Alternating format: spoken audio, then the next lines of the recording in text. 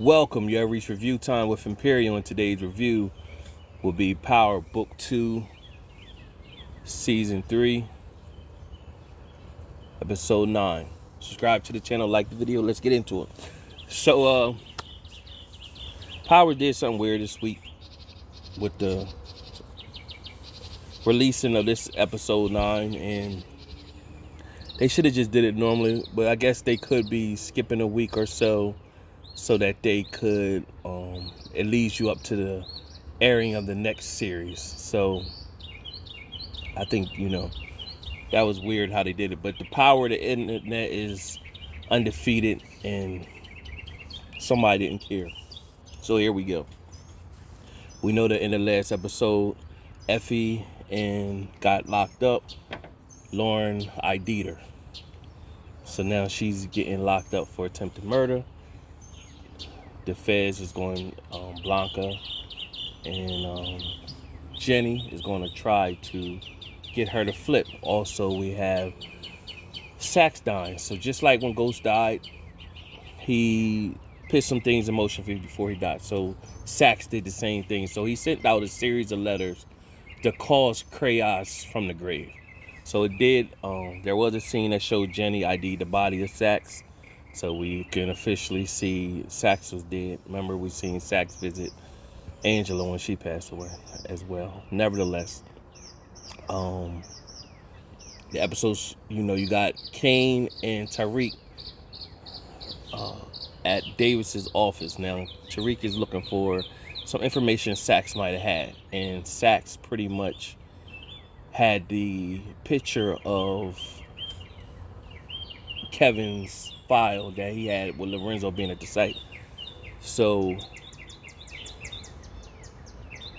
when Kane came in and he pretty much approaching Tariq, like he mad with Tariq that Lauren was still alive, and so telling Tariq pretty much it's your fault.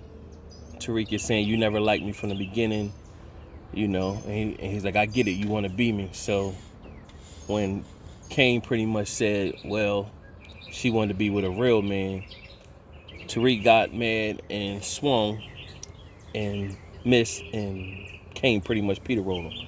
Now, I've been saying for the longest, they need to have Tariq's character go a couple months in MMA and learn how to fight and stuff like that, because, he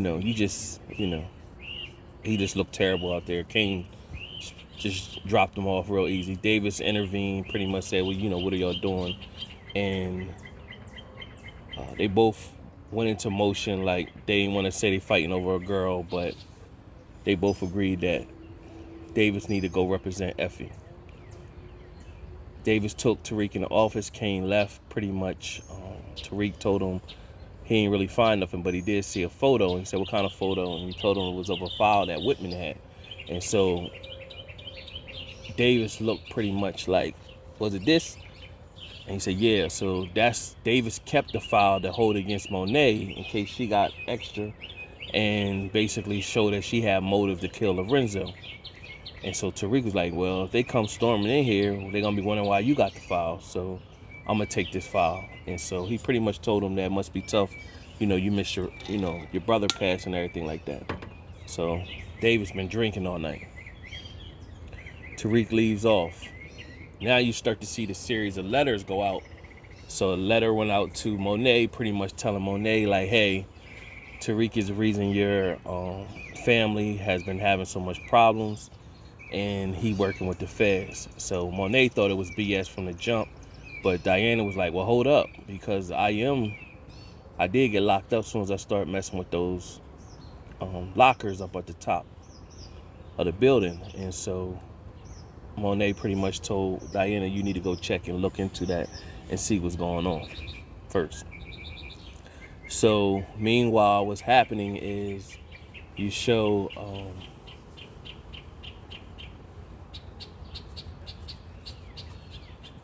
Kane meets up with Braden. We seen that in the trailer, and of course he's approaching them with on what happened with Lauren still alive. He hit Braden with the car or whatever. So Braden ended up in the hospital. Meanwhile, you got Weston Holdings under investigation. You got Tariq reaching out to Obi to buy time, and to buy time, he told Obi he'd get him a green card. Obi said okay. So Tariq reaches out to Councilman Tate. Hey, I need you to get a green card for me. Councilman Tate said, I see what I could do, but what about Weston Holdings? Is it a good place? Creek said, yeah. Meanwhile, Councilman Tate's girlfriend said that Weston Holdings is a scam.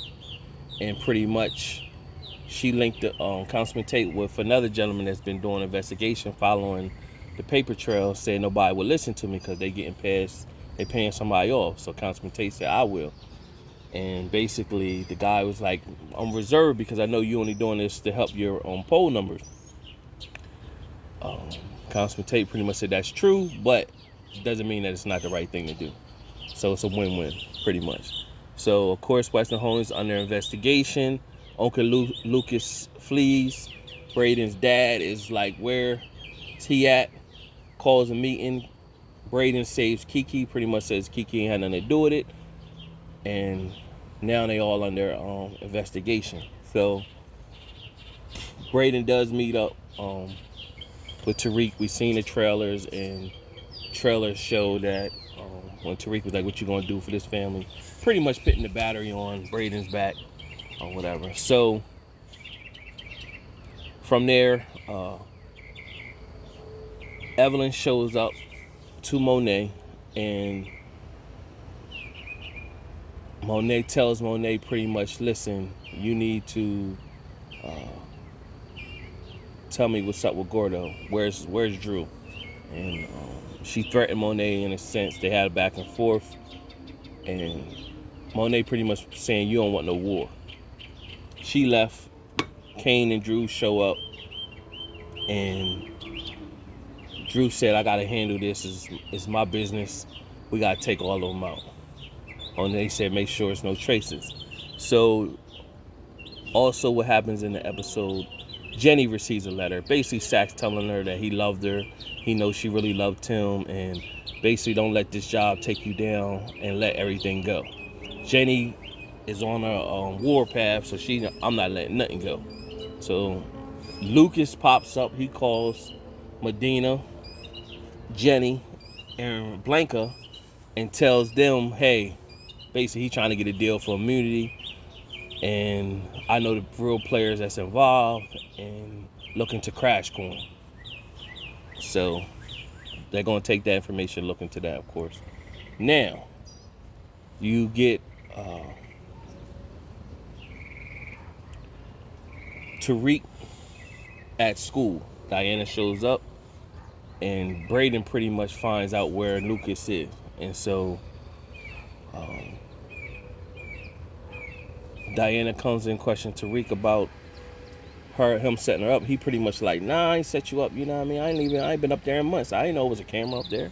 And so he stepped out of the room to take a call. And so from there, Diana looked underneath his mattress. She seen the file with saying Lorenzo was at the crime scene. So she putting two to two together.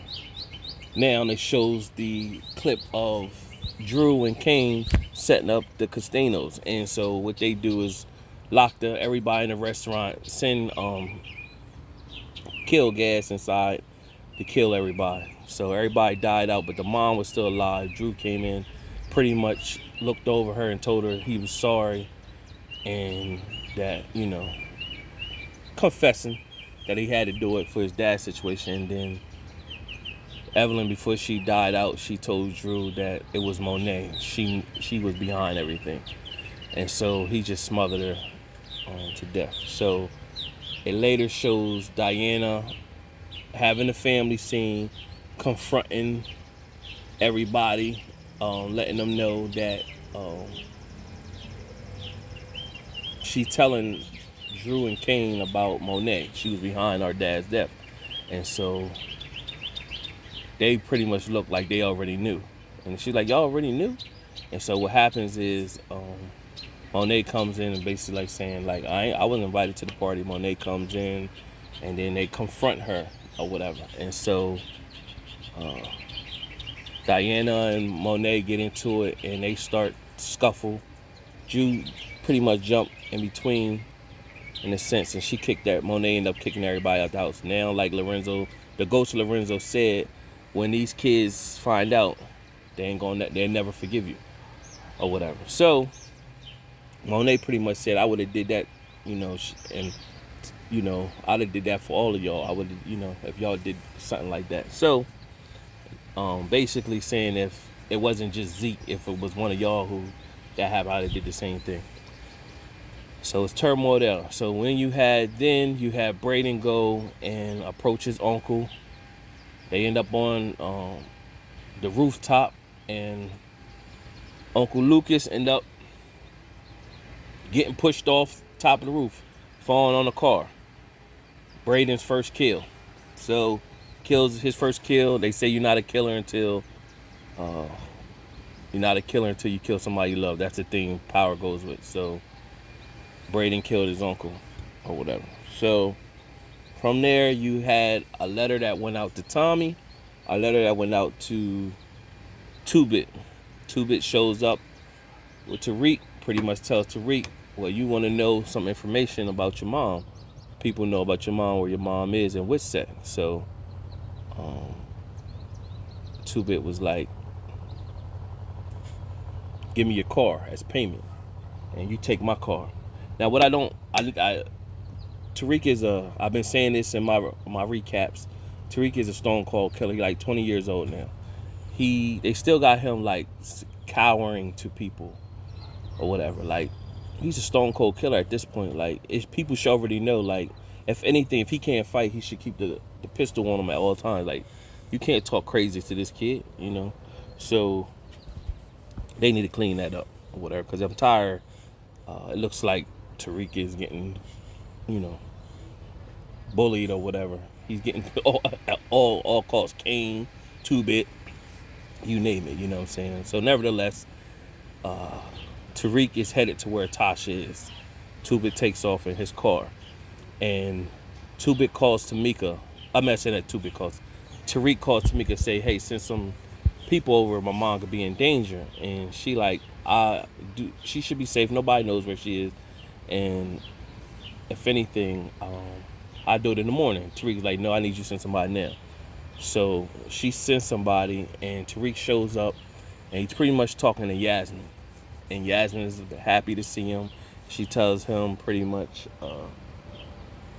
Big Mama and Mama be happy to see you or whatever. And she tells them, come on. And he pretty much tells Yasmin, stay in the cut. Because it shows Tommy's car pull up. So, okay, this is supposed to be a big impact. Tommy shows up in Power Book 2, Ghost again. And anytime Tommy shows up, it's supposed to be a big thing. But I guess they have Tommy too much of like superhero. If you've seen my recaps for Force, they got Tommy as the ghetto superhero. So he's too all out gorilla.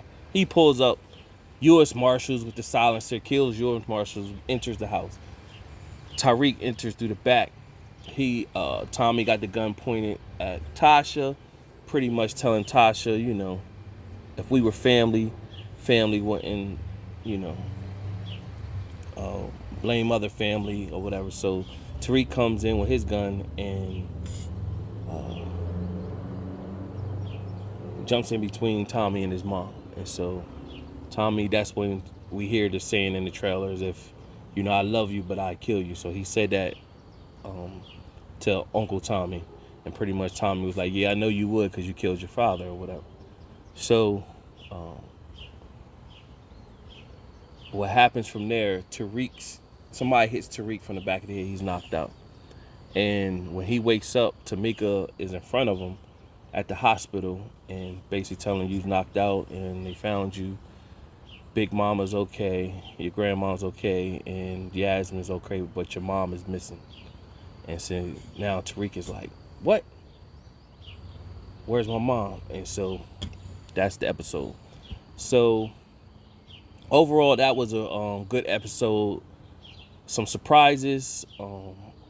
that went on in the episode that maybe I didn't see coming in a sense. But what I do think is going to happen is that's how Tariq goes and looks for his mom where Tommy is, and I think this is where Tommy's going to get his connect for drugs for Chicago now, because they're going to link somehow with Tommy to get his Tariq's mom back. Subscribe to the channel, like the video. Till next time.